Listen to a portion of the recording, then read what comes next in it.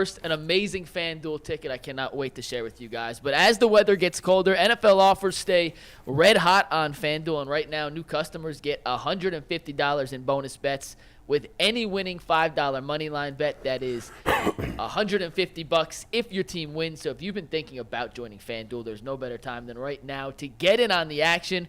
The app is easy to use, and there's a wide range of betting options, including spreads, player props, over-unders, and much, much more. So visit FanDuel.com/UCSS to kick off the NFL season. FanDuel, an official partner of the NFL. And our guy, Carmen Santana, he sent me 3 bets. 3 little bets, but this one in particular stood out. He bet 9 cents on the Browns to score exactly 36 points. Wow. And won $9.09. That was a 1,000 to 1 return on investment. 9 cents to score exactly 36 points, and he won. He also bet 15 cents on an Njoku first-half touchdown, Kareem Hunt second-half touchdown, Amari Cooper first-half touchdown. 15 cents turned into $19. And he also bet 88 cents on a Kareem Hunt anytime touchdown, Joe Flacco 2 passing touchdowns, Njoku first-half touchdown, Cooper first-half touchdown.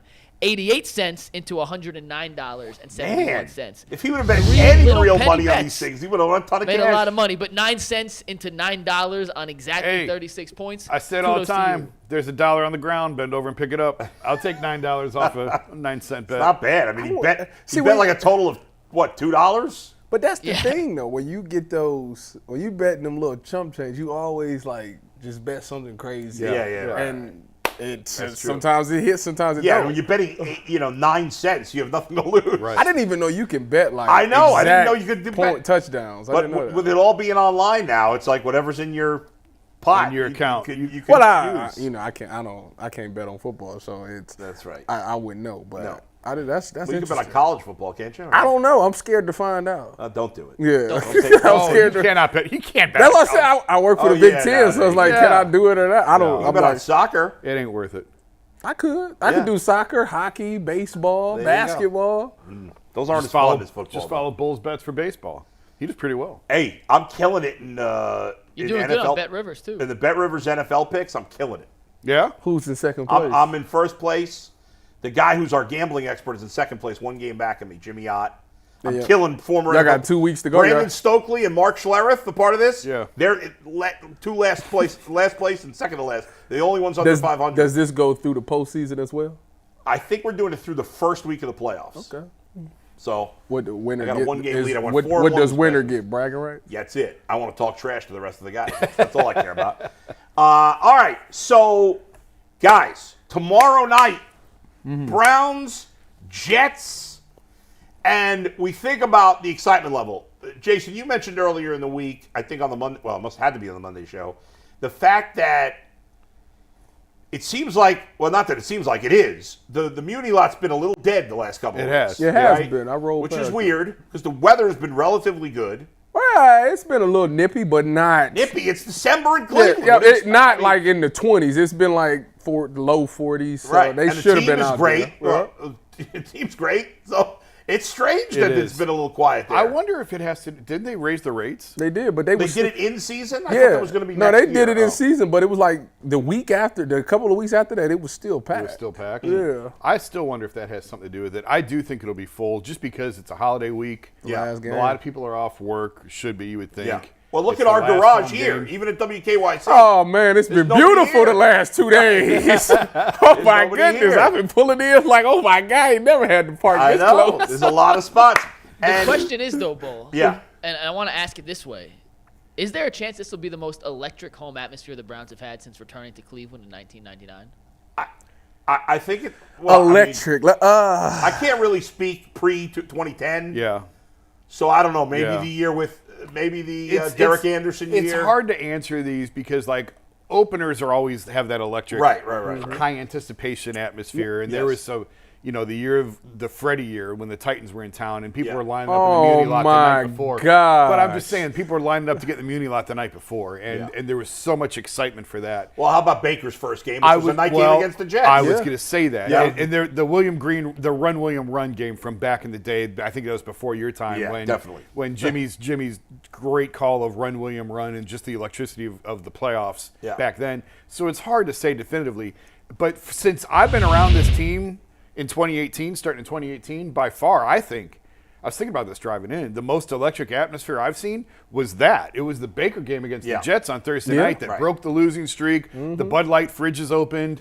And we left that stadium. We were walking down, Zach Jackson and I took the ramp down that night. And people were leaving the stadium chanting, "Here we go, Brownies, here we go." And they were acting like they just won the AFC. And they won a game. But they'd been so long since they won a game. That was actually, and you felt like the savior was here with Baker, and like finally they've got this quarterback. So that was a really, I mean, that atmosphere was popping that night. And that's the see. It's going to be hard. But this game is to clinch a playoff spot. Though. So this one got much more implications on it to where I feel like more people going to be. First of all, it's the last home game because we're not guaranteed no home games in the playoffs. So if you want to see your Browns play in person, this magical season that they've had, you're going to have to come to this game. The weather is supposed to be fairly decent. Like 40 degrees. This time of year, that's you can't beat fairly that. decent. It's a night game. All night games always bring more people to it, and it's more electric from that standpoint. And it's a game that you lost to him last year in the 2 minute from 2 minutes, so you got a redemption there. You got Joe Flacco who feel like he got wrong due because they didn't come back and find him after Aaron Rodgers went down, so he's going to be hyped up for that. So I think for that standpoint, I can see it being that. Now, matchup-wise, you would think the Browns should win. I still believe it's going to be closer than a lot of people think. But I think that it's hard to say because I thought the 49ers game was like the one this year. You guys have been at a lot of the games. I don't go to the games. I watch at home. From watching on TV, it has seemed like the crowds as the season has gone on, they've been louder, and it's just been, it seems like the atmosphere has been really good. Has it been standout good? Has the crowd been good this year? Yes. Yes. Jason, you feel the same way? It's hard to hear. You know this. It's hard to hear in the press box. In the press box, but I get to hear it when I'm leaving the cardiac club and going up to the press box. So like I get to be there for intros and stuff like that. So I hear all of that and I see the fans doing all that. Then halftime I leave and I still hear them when I'm walking out the stadium. I can hear them. That's how I know somebody made a play. When I'm walking to my car, it goes crazy. I've actually seen more empty seats this year, if I'm being totally honest. I've seen more empty seats than I thought that I would. That's fine, but I feel like the volume of the crowd has been very loud. At least that's the way it seems on TV. I mean, I honestly, he knows you can't hear anything in the press box. No. It's all enclosed in glass. Right. I mean, you can hear it a little bit, but not like if they're really into it, it's really hard to pick up on. So I would think between chance to clinch, night game, holiday week, just the fact that this team, the adversity they've overcome, they're an underdog. This city is an underdog.